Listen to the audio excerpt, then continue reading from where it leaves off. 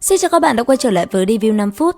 Trong tập trước, nhờ đám người Mã Tiểu Đào đến kịp lúc, Hoắc Vũ Hạo và Vương Đông đã thành công thoát khỏi sự truy sát của những tên sát thủ do Đới Hoa Bân thuê.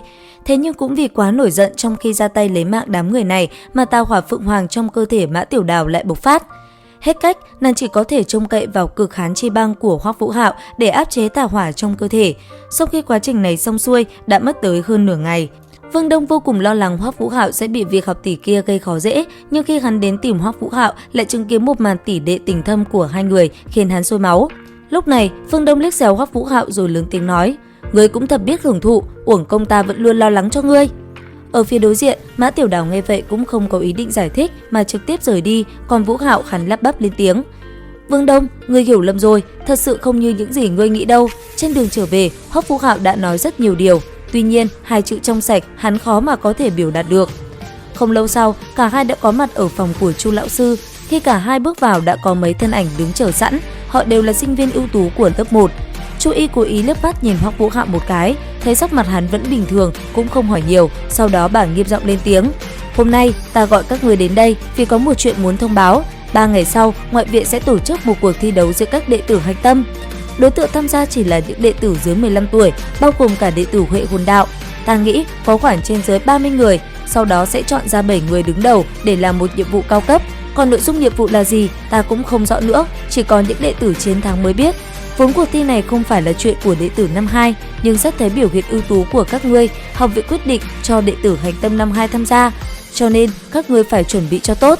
Nói xong, bà giữ Hoắc Vũ Hạo ở lại, còn những học viên khác thì được ra về trước. Sau khi những người khác ra ngoài hết rồi, Hoắc Vũ Hạo bước lên nói: "Chu lão sư, ngài còn chuyện gì căn dặn đệ tử sao?" Chu Y thản nhiên nói: "Ta chỉ có vài lời nhắn dùng Ngôn viện trưởng và Tiền viện trưởng thôi. Hai vị viện trưởng nói nếu ngươi không lọt vào top 7 thì tự gánh hậu quả." Nghe nàng nói thế, nhất thời Hoắc Vũ Hạo cảm thấy có một luồng áp lực vô hình phủ xuống người mình. Không lâu sau, cuộc khảo hạch chính thức được diễn ra. Lần này, Huyền lão đích thân chủ trì và giám sát quá trình khảo hạch của mọi người. Có thể nói, đây chính là vinh hạnh lớn của bọn họ.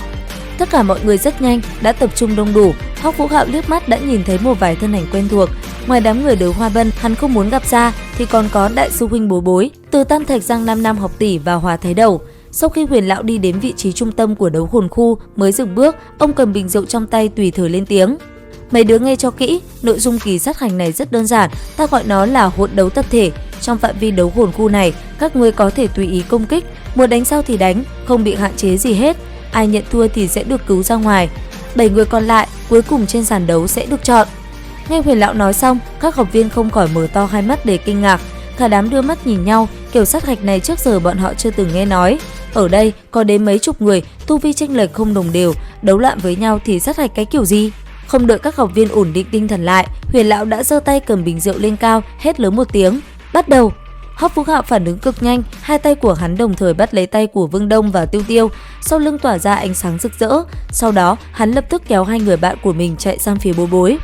Bối Bối hiển nhiên cũng hiểu ý của Hoắc Vũ Hạo, hắn khẽ hô lên một tiếng: "Tam Thạch, Nam Nam, chúng ta liên thủ."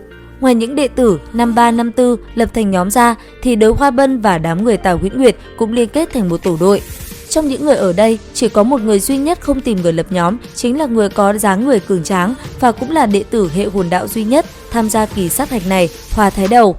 Trong lúc mọi người nhao nhao tìm nhóm thì hắn đứng đấy lắp ráp vài thứ biến mình thành một người máy đầy sắt thép bao phủ xung quanh. Từng ống sắt được lắp ráp lên từng bộ phận khác nhau trên cơ thể hắn. Sau khi hoàn chỉnh những trang bị trên cơ thể, Hòa Thái Đầu cũng không chút khách khí triệu mũi vào phía những nơi có nhiều người, rồi nhả từng phát pháo. 20 luồng sáng bay từ hồn đạo khí tỏa ra khắp nơi, nháy mắt khiến Chu Tư Trần và Tào Cẩn Khiêm bị loại. Đồng thời, cả đám người đều bỏ chạy tán loạn. Hoắc Vũ Hạo quay sang vẫy tay với Hòa Thái Đầu, sau đó hắn cũng lập tức phát động kỹ năng phụ trợ. Bối Bối đi đầu, tự tin nhảy vào bên trong trận chiến, chào đón hắn là hai chiến hồn sư hệ cường công. Thoát khỏi những công kích đạn pháo của Hòa Thái Đầu, Đới Hoa Bân và Tào Huyễn Nguyệt dẫn đầu, hai bên là Vu Phong và Chu Lộ, cả đám bay như một mũi tên nhằm vào ba người Hoắc Vũ Hạo, Vương Đông và Tiêu Tiêu phóng tới. Một cuộc hỗn chiến cứ thế diễn ra. Đến đây thì cũng hết tập 26 Đấu La Đại Lục phần 2. Liệu rằng kết quả sẽ như thế nào? Theo dõi kênh để biết thêm chi tiết nha. Bây giờ xin chào và hẹn gặp lại.